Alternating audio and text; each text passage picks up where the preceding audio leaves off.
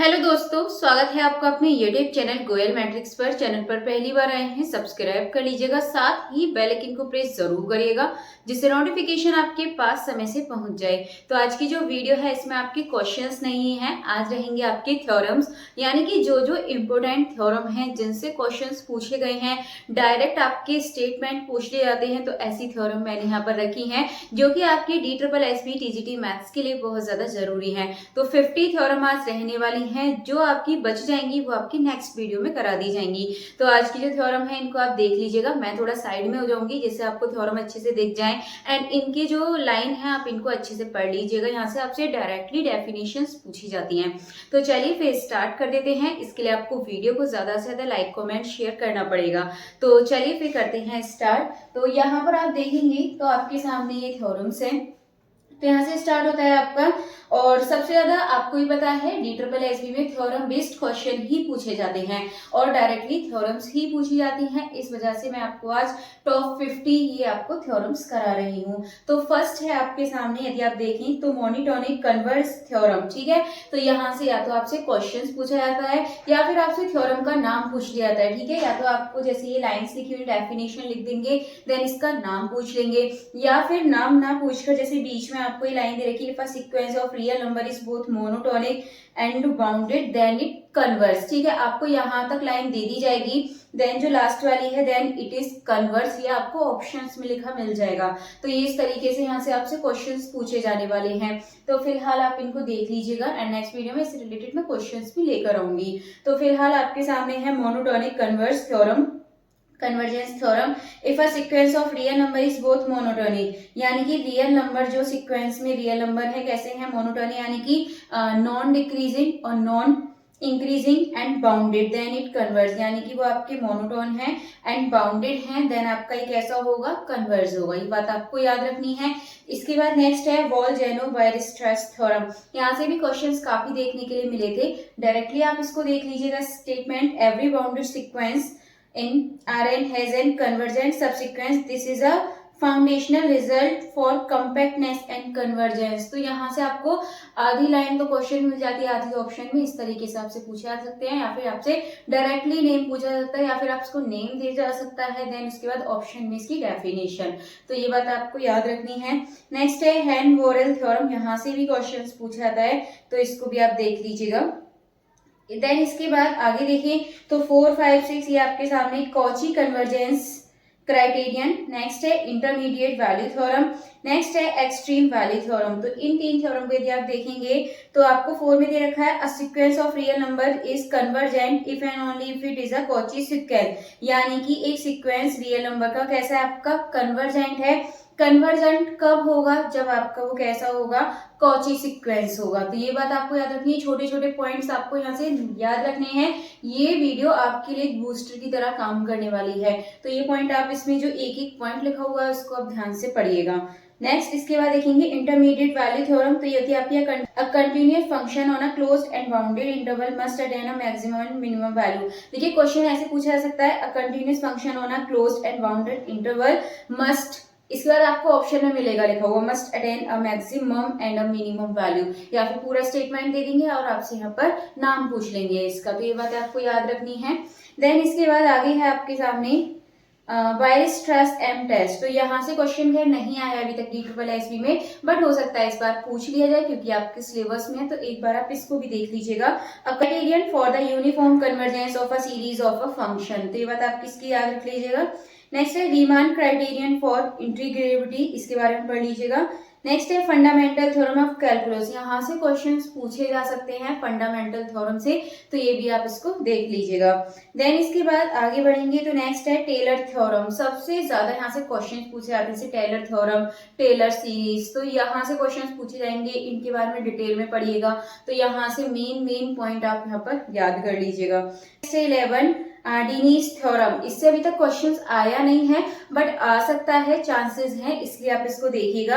A monotone sequence of continuous function, mono पर है आपके सामने, a monotone sequence of a continuous function converging pointwise to a continuous function on a compact set must converge uniformly. या तो आपसे definition का मतलब name पूछ लेगा थ्योरम का, या फिर डेफिनेशन दे देगा और बीच में उसमें कोई भी एक जगह खाली करके और आपको उसमें ऑप्शन दे देगा। तो इन चीज का आपको याद रखना है। नेक्स्ट इसके बाद 12 देखें, ट्राइंगल इनइक्वालिटी। तो जो ये ट्राइंगल इनइक्वालिटी है ये भी आपके लिए बहुत ज्यादा जरूरी है। तो यहाँ से क्वेश्चंस पूछे जा सकते हैं ट्राइंगल इनइक्वालिटी से।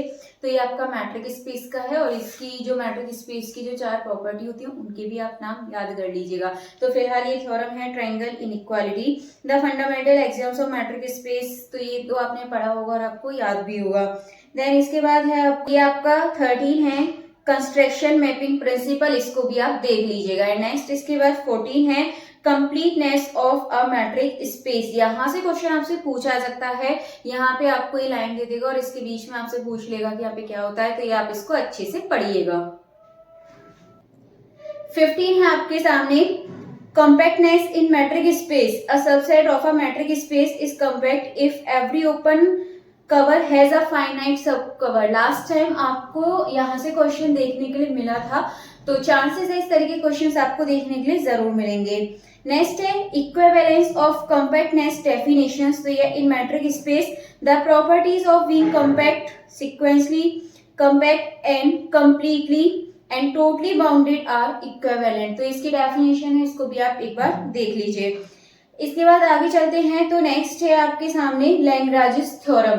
तो लैग्रांज थ्योरम देखिए क्या कहती है ये, द ऑर्डर ऑफ एनी सब group of a finite group must divide the order of the group. यहाँ से भी ये क्वेश्चन देखने के लिए मिल सकता है, मतलब इस तरीके से क्वेश्चन पूछा जा सकता है कि द ऑर्डर ऑफ एनी सब group of a finite group must, यहाँ और आगे आपको ऑप्शंस में देखने के लिए मिलेगा divide the order of the group. तो यहाँ से देखने के लिए मिलेगा। नेक्स्ट है फर्स्ट आइसोमॉर्फिज्म थ्योरम। तो ये भी इंपॉर्टेंट है, इसको भी आप देख लीजिए। नेक्स्ट है कैलिस थ्योरम। तो यहाँ से भी क्वेश्चन लास्ट टाइम देखने के लिए मिला था।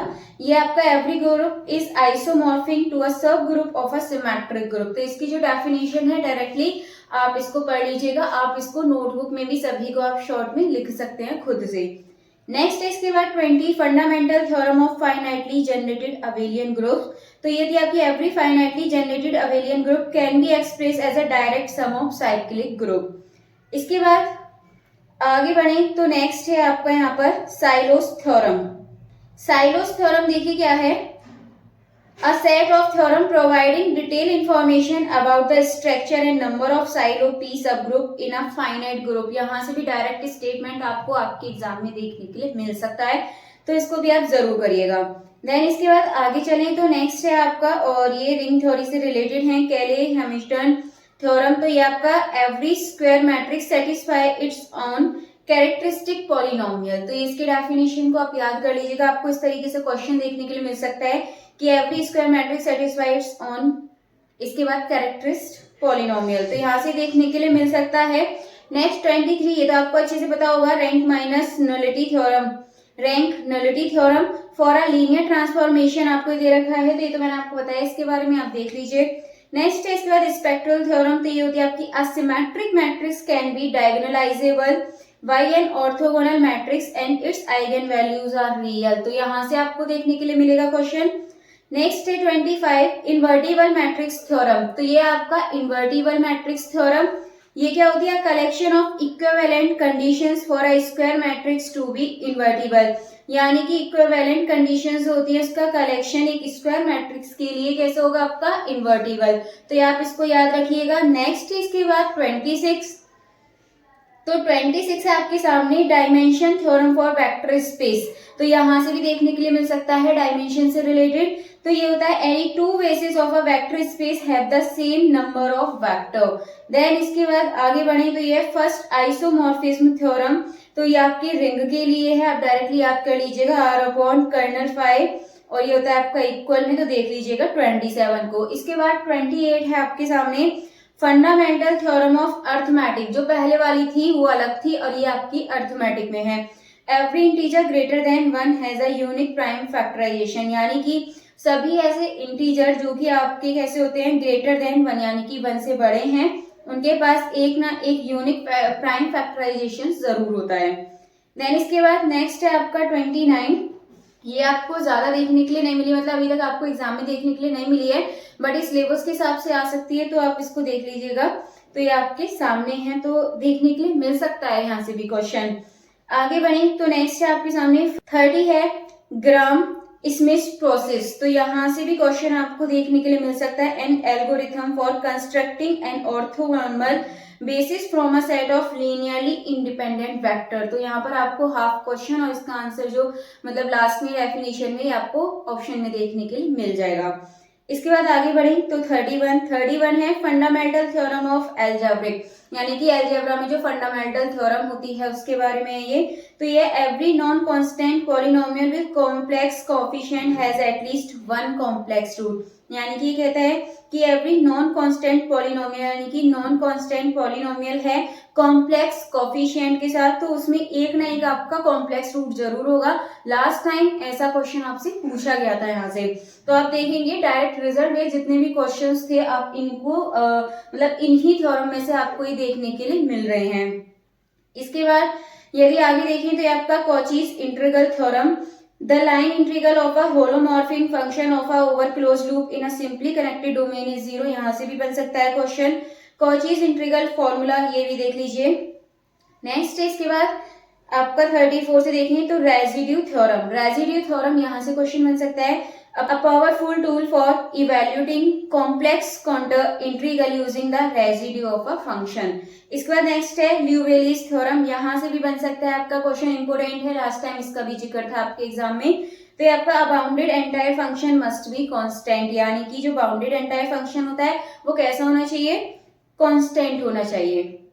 इसके बाद maximum modulus principle, a non constant holomorphic function on a compact domain takes its maximum modulus on a boundary.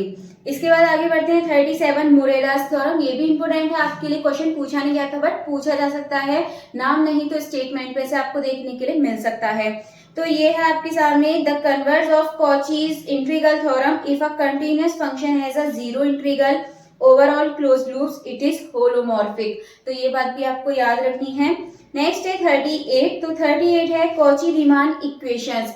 तो ये होती है a set of equations that a complex function must satisfy to be holomorphic, यानी कि a set of equation का एक ऐसा सेट दैट अ कॉम्प्लेक्स फंक्शन, जो कि कॉम्प्लेक्स फंक्शन है, must satisfy to be holomorphic, जो आपका होलोमॉर्फिक होगा। नेक्स्ट है डी मूवियर थ्योरम, तो यहाँ से भी आपको देखने के लिए मिलता है क्वेश्चन, ये आप देख लीजिए तो आपको पता है। इसके बाद नेक्स्ट है 40, तो ये आपका पिकार्ड थ्योरम से भी आपको क्वेश्चंस देखने के लिए मिले थे लास्ट टाइम, इस बार भी मिल सकता है। तो देखिए पिकार्ड थ्योरम क्या कहता है, यहाँ पर आप देखेंगे existence and uniqueness of solution for certain first order ordinary differential equation with an initial condition. Then इसके बाद आगे देखेंगे तो सुपरपोजिशन प्रिंसिपल, तो ये होता है the sum of solutions to a linear homogeneous differential equation is also a solution. तो यहाँ से क्वेश्चन देखने के लिए मिला था लास्ट टाइम, लेकिन नाम नहीं आया था, जैसे सुपरपोजिशन प्रिंसिपल, ये नाम आपको नया लगेगा, लेकिन इसके अंदर का जो स्टेटमेंट है यहाँ से क्वेश्चन बन जाते हैं बिना नाम के। नेक्स्ट है एबल्स फॉर्मूला, यानी कि मतलब जो आपको नए नाम लग रहे हैं लगता है नहीं आएगा, लेकिन उनके स्टेटमेंट में से, यानी कि जो उनकी डेफिनेशन है उनमें से आपसे क्वेश्चन यहाँ से पूछे जा सकते हैं।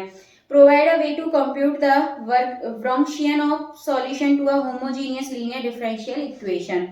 देन इसके बाद 43 देखें क्लासिफिकेशन ऑफ पीडीएस, तो क्लासिफिकेशन ऑफ पीडीएस भी होता है, ये आप देख लीजिएगा the theorem that classify second order PDEs into, किस में क्लासिफाई कर देती है आपको ध्यान रखनी है, क्वेश्चन देखने के लिए मिल सकता है, इलिप्टिक, हाइपरबोलिक और पैराबोलिक। देन इसके बाद 44 है आपके सामने इस थ्योरम, इसके बाद स्टोक्स थ्योरम, डाइवर्जेंस थ्योरम। तीनों ही थ्योरम आपके लिए बहुत ज्यादा इंपोर्टेंट हैं, क्योंकि यहाँ से क्वेश्चंस आपके बनते हैं, स्टेटमेंट भी पूछे जाते हैं, डेफिनेशंस भी आपसे पूछी जाती हैं। ये भी पूछा जाता है इसका चेंज लाइन इंटीग्रल से सरफेस होता है, फिर लाइन से वॉल्यूम, इस तरह के क्वेश्चंस भी इसमें यहाँ पर देखने के लिए मिलते हैं। तो यहाँ पर यदि आप देखेंगे ग्रीन्स थ्योरम में relate a line integral around a simple close curve to a double integral over the plane region enclosed by the curve, तो ये आपका इसका होता है ग्रीन्स का। नेक्स्ट है Stokes theorem, relates the integral of a vector field curl over a surface to a line integral, ये आपका सरफेस टू लाइन इंटीग्रल होता है और vector field curl over a surface होता है। देन इसके बाद है डाइवर्जेंस थ्योरम, तो डाइवर्जेंस थ्योरम जो कि बहुत सारे क्वेश्चंस आपको यहाँ से देखने के लिए मिल सकते हैं, तो ये आपका यहाँ पर अगर आप इसको देखेंगे तो ये आपका किससे रिलेट करता है, ये है आपका यहाँ पर relate the flux of a vector field through a close surface to the volume integral of the divergence of the field. तो इसमें होता है आपका यहाँ से field through a close surface to the volume, surface to the volume होता है इसमें। देन इसके बाद 47 है इम्प्लिसिट फंक्शन थ्योरम। यहाँ से भी क्वेश्चन आपको देखने के लिए मिल सकता है। Provide conditions under which relationship defined implicitly by an equation can be expressed as a function. तो 47 आप देख लीजिएगा, ये आपके सामने। इसके बाद 48 है इनवर्स फंक्शन थ्योरम। तो ये यहाँ से भी देखने के लिए मिल सकता है कि provide conditions under which a function has a local inverse. Then इसके बाद आगे है 49 पीजन होल प्रिंसिपल। यहाँ से क्वेश्चन देखने के लिए मिल सकता है। तो पीजन होल प्रिंसिपल क्या होता है, if n items are put into m containers with, यहाँ पर क्या होता है एन बड़ा होता है एम से, then at least one container must contains more than one item. ये बात आपको इसमें याद रखनी है। नेक्स्ट 50 है principle of mathematical induction, a standard proof technique used to prove a statement is true for all natural numbers. तो ये है आपकी टोटल यहाँ पर 50 थ्योरम्स जिनके बारे में मैंने आपको बताया है। नेक्स्ट में और इम्पोर्टेंट थ्योरम ले लेंगे जो आपकी बची हुई हैं। वैसे तो ये जो थ्योरम है यहाँ से भी लगभग आपको काफी सारे क्वेश्चंस देखने के लिए मिल जाएंगे, जिस तरह के 2021 में क्वेश्चंस पूछे गए थे। बाकी अगर आपको ये वीडियो अच्छी लगती है तो इसे ज्यादा से ज्यादा लाइक शेयर कमेंट करिएगा, जिससे नेक्स्ट वीडियो जल्द मैं आपके लिए लेकर आ सकूं। बाकी मिलते हैं हमारी अगली वीडियो में आगे के क्वेश्चंस के साथ। तब तक के लिए आप ज्यादा से ज्यादा वीडियो को लाइक कमेंट शेयर कर दीजिएगा।